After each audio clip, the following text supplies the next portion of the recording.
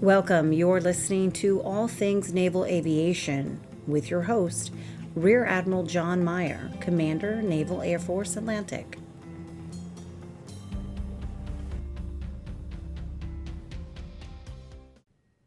Welcome to All Things Naval Aviation.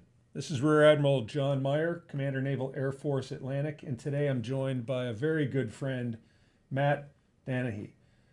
Matt, you've been a close confidant while I was over at the Navy Warfare Development Command, and I enjoyed our conversations so much that I thought having you and inviting you to come speak today would just be a great opportunity. Just a little bit about Matt's background.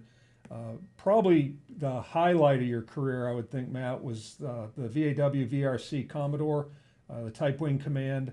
You did that a few years ago, and following that on the OpNav staff and then at the Director of Navy Warfare Group. But you've been now at Navy Warfare Development Command for a number of years. And as the Director of Navy Concepts, welcome to All Things Naval Aviation. Thank you, sir. It's a privilege to be on it, and I'm happy to be here. Well, I wanted to try to replicate one of the many conversations we had during my tenure. And for those in the audience, you know, it's really important, I think, to have creative thinkers in an organization, to have a sounding board for ideas. And Matt, you and your team were absolutely leading that effort. So I wanted to talk about a couple of things. One is right after I got there, around the time that I showed up at NWDC, the Navy released the DMO, Distributed Maritime Operations concept, which was really spawned out of NWDC, or at least did the finishing touches on it. And I think it's very fair to say that you had a pretty loud voice in the development of that concept, you and your team. And I wonder if you can give us a little bit of an unclassified insight into that product. So yes, sir. So DMO is kind of a look to the future. So maybe I'll start quickly to say what a concept is, because you refer to as DMO concept. Concept is a visualization of future operation that describes how warfighters using, and this is key words, military art and science are expected to employ capabilities in the future and exploit future opportunities. And so what this is a force shaping tool. In other words, we're not just replacing things we have, we're looking at what the future challenges are going to be, and then how do we need to shape our force to meet those challenges using not just a science, a tool, a platform, but also how we're going to apply it, the art, how we think, because we think that's a critical piece. So we came up with DMO. DMO looked at how do we look at what we envision the future fight, and we envisioned it against great peer competitors. So this is going to be different than what we've seen in the last so many decades. And we're going to have to operate sea control again. And that's something that, I know we're approaching our 245th anniversary of the United States Navy, but sea control is what the Navy has done as one of its primary functions. And DMO is a return to sea control.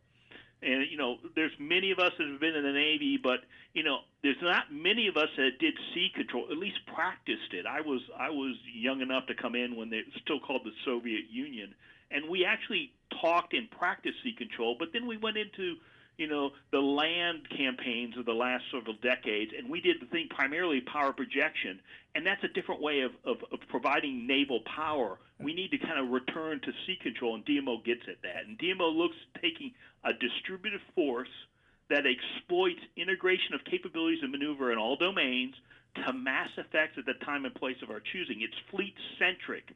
So if you're operating as a fleet, and you're operating and maneuvering your forces at the time and place that you're choosing. And I think that's an enormously important point that you made as far as how you set that up. Not many of us are old enough to remember those early days when we started flying, where we really worked towards sea power, long range power projection strikes, and many of the principles that were kind of going back to our roots and somewhat foundational, not just to our history and heritage as a Navy, but really pulling that and advancing that into DMO and the technologies of the future. Yes, sir. I mean, They used to call it the Blue Water Navy, and we shied away from the littorals because that was viewed as a contested area. And in the blue water, you were doing long range, you were maneuvering, difficult to find, hard to target, and you were constantly putting them back on their heels because these large forces were just maneuvering across and could come anywhere. And it goes back to the early days of World War II when, after we suffered the defeat in Pearl Harbor, you couldn't do an attrition fight with a large, powerful enemy that we were facing in Japan. So it became a maneuver fight, maneuvering your forces, trying to pick a time and place of your choosing to get him at your advantage, and then basically, shift the calculus, if you will. And I think we were really successful. And it's worth understanding that because the thinking hasn't changed. The technology and the environment has, but we have to change the way we provide our force, if you will, to meet that future challenge. It is exactly those concepts following Pearl Harbor that led to the raids immediately after Pearl Harbor. And really early in the Pacific theater, we relied on maneuver much, much more. Later in the conflict, we operated more perhaps as we have over the last 20 years, where we operated carriers in fixed positions, in locations, and as we saw off Okinawa, they became much more predictable in our operations, locations, and we made it too easy on our adversaries, and we suffered some pretty significant losses from kamikazes off Okinawa. Yeah, you raise a good point, sir. So we learned in the interwar period, as we were doing these fleet battle problems, and we learned early on you had about 3 days to maneuver your carriers in a location that was predictable. After 3 days, the enemy, with his long-range fires, in this case these were land-based bombers, or their submarines, would be able to swarm and eventually pin down your maneuver force. So 3 days was kind of the number that we learned in the interwar period that you had to get out. And you could trace back to Guadalcanal, and there's a big debate on that, on why Fletcher moved his forces out before all the forces were off, because he understood, based on his fleet battle problems and his knowledge of doctrine, that it was a matter of time before his forces were at risk. And being a maneuver force, anytime you fix your force, you give the advantage to you're no longer maneuverable, and it's a target that's easily taken. And we lost many a carrier in support. The Wasp was lost in the Guadalcanal and some others because we fixed our position. And you point out in Okinawa, I believe, if I remember right, in Leyte, as we were going, well, in Okinawa and Leyte, as we were fighting these larger forces, we got fixed in support of these land operations, and it allowed them to basically target and basically take away our maneuver, and that placed our forces at risk. Yeah, I'm glad that you brought up Guadalcanal, and it really reminds me of one of my favorite World War II history books, and that is Neptune's Inferno by James Hornfisher. And I tell you, you're getting my blood flowing. I think I'm going to have to reread that book. We were really hanging on by a thread around Guadalcanal. We had overextended ourselves, and you're absolutely right about the more fixed we were, the more we made it easier for, at that time, a numerically superior adversary. I wanted to talk about another issue, and this is probably the area that I thoroughly enjoyed the most while I was at NWDC, and that was the appetite for innovation, or the culture for innovation that we had at NWDC. And we're absolutely trying to do that here at Air Lant, I would argue across air forces. I would tell you that naval aviation is founded in innovation. If you look at the earliest days, I mean, I've got a great photo in my residence of Eugene Ely right around the time he took his first launch off of an aircraft carrier. And amazing to me is he's got bicycle inner tubes wrapped around his shoulders, kind of looks like bandoleros. But that was the primitive flotation devices that they had at that time. But that innovation and that innovative spirit that created naval aviation led into the interwar period, really resulted into the success that we had in World War II. I'm wondering if you can share some thoughts with our audience on creating an innovative culture and how you apply that in concept development and the work you do at NWDC.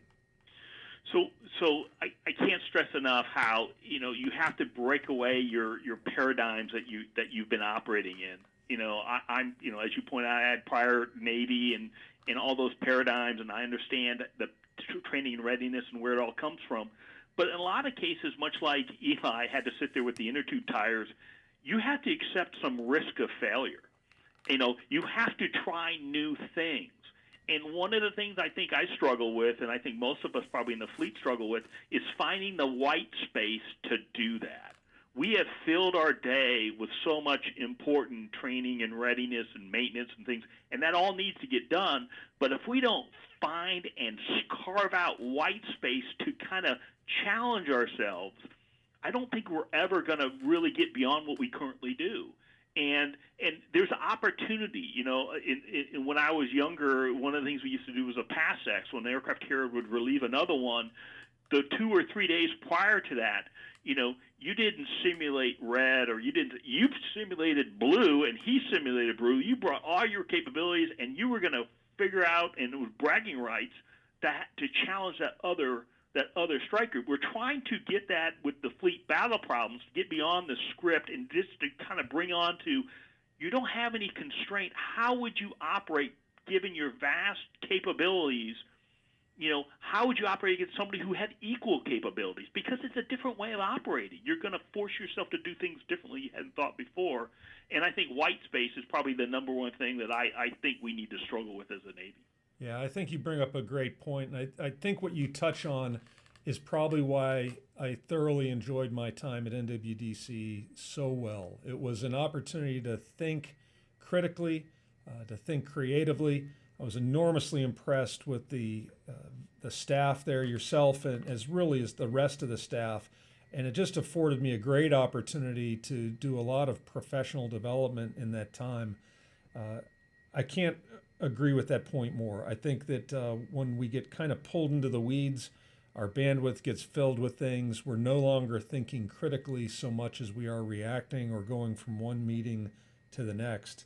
And I think that that's important. Your point about the PASX piece, though, I got to tell you, I love that, because one of the other things that NWDC does is we spend a lot of time in the wargaming space. Now, we do war games not with operational units, but we do it more of a training piece, the operational level training OLTEP program.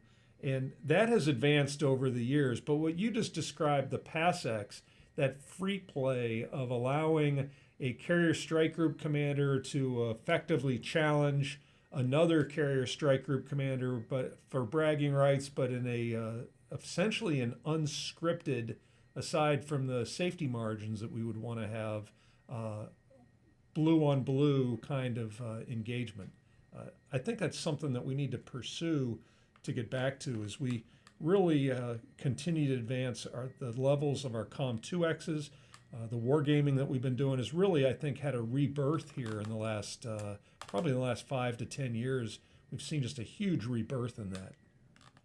I can't say enough that the good ideas exist, and as leaders, in my opinion, we need to hunt for those good ideas. And, there's someone who's got an idea, but at the end of the day, nobody asked him, and he's doing his day job.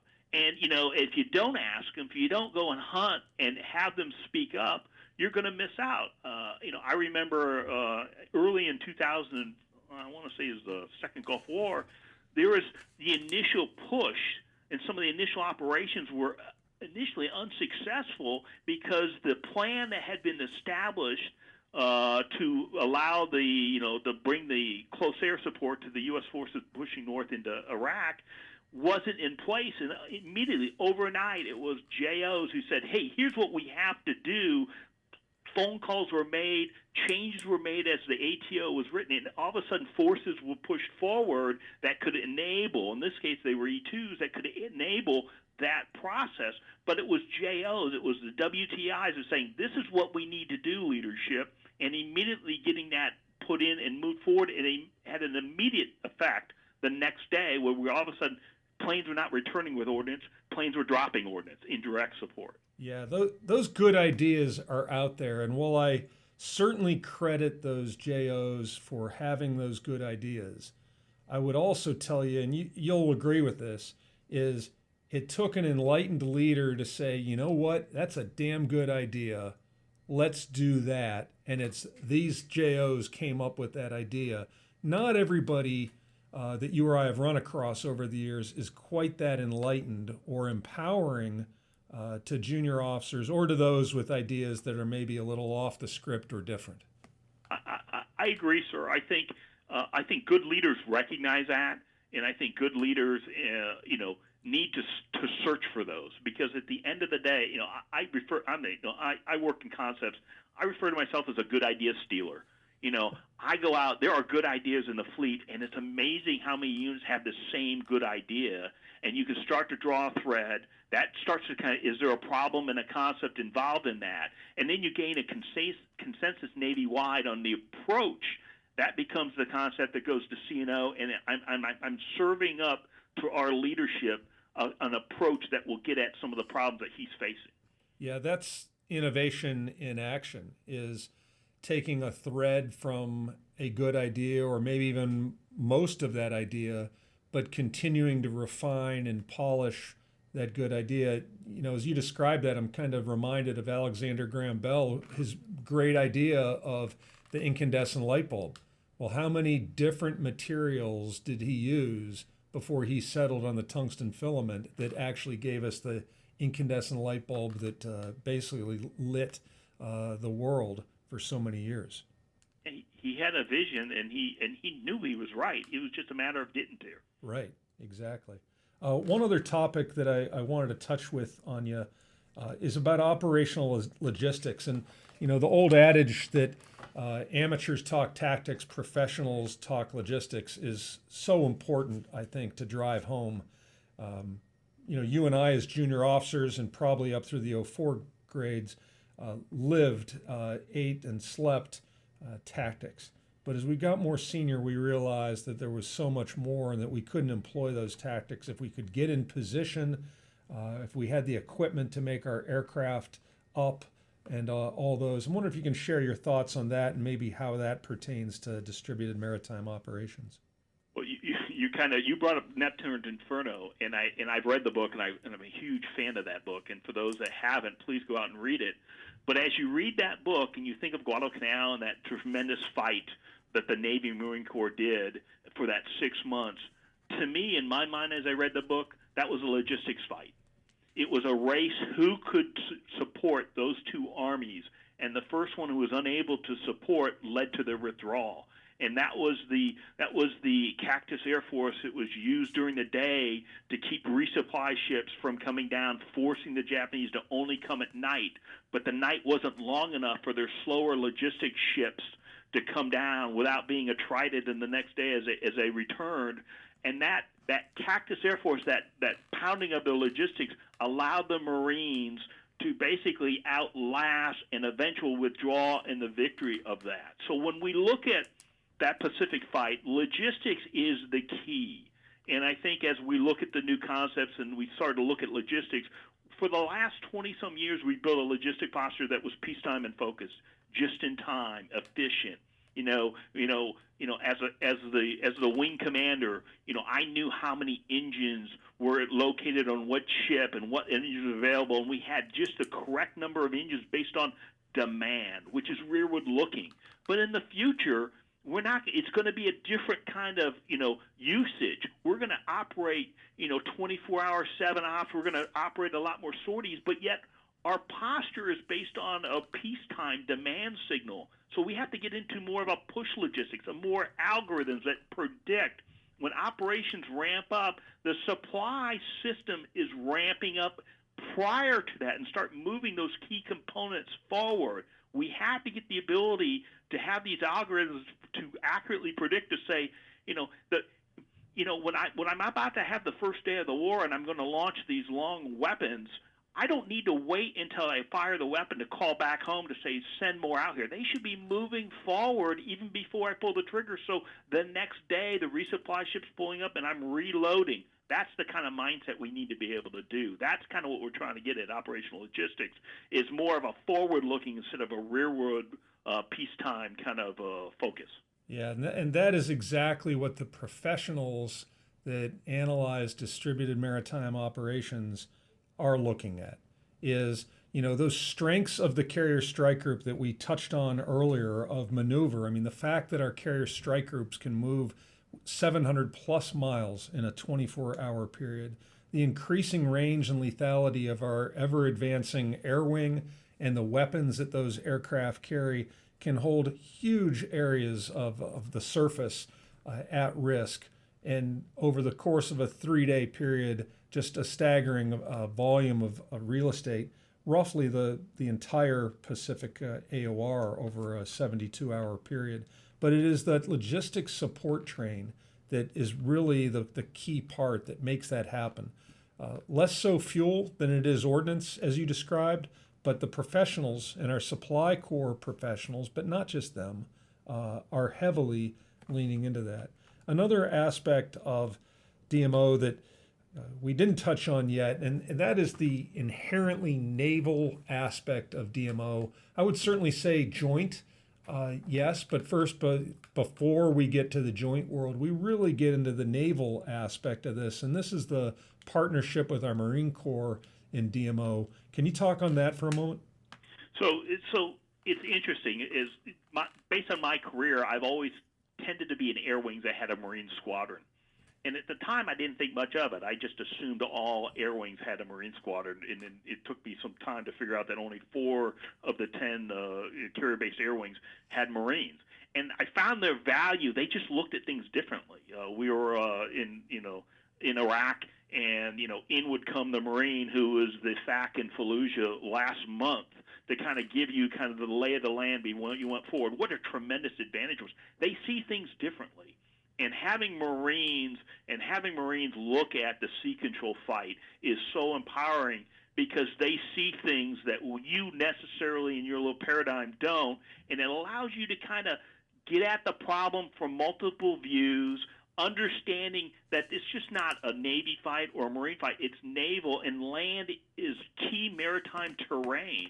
And we need to understand what that terrain is and what capabilities they bring to bear, and how do we leverage that. It's power projection where naval forces go and provide power projection to land forces. This is land forces providing support to the sea control, and that's something that we're getting at with DMO and EABO and some of these other concepts we're working. Yeah, you hit the nail on the head when you say that Marines see things differently. What you're really, I think, talking about is the strength of diversity of opinions in how we engage adversaries and how we plan and how we develop concepts. If it's a bunch of aviators, specific to your community, if it's a bunch of E2 aviators sitting around, you're going to get a pretty good E2 aviator idea. But if you open that aperture to all aviation, to our surface brethren that are in the strike groups, and then you pull the Marines in, and the Marines' ability to turn on a dime as far as how they're restructuring their force to support the EABO concept. Wow, you now really get just a whole wide array of options that really improve the lethality and create increasing dilemmas for potential adversaries in the future. Yes, sir. It's tough to be, when you talk all domain and you're talking bringing them all together, that's such a powerful thing, and it's very difficult to break down. Because it's just you can influence one domain, you might be able to influence 2, but to get all of them, I mean, it's just like trying to hit a balloon. I mean, it's always going to maneuver around you. So yes, I think diversity of ideas is can't be overstated. Whether it's community within the Navy or it's outside the Navy, diversity of ideas is the key. Well, Matt, I cannot thank you enough for joining us today at All Things Naval Aviation. This conversation reminds me fondly of many a conversation like this that we had when I was the commander at NWDC. And thank you so much for your time today, and wish you the best. And I know we'll be in touch as well. So thank you again very much, Mr. Matthew Danehy, Director of Concepts, Navy Warfare Development Command. Thank you very much, sir. Enjoyed our day. Oscar out.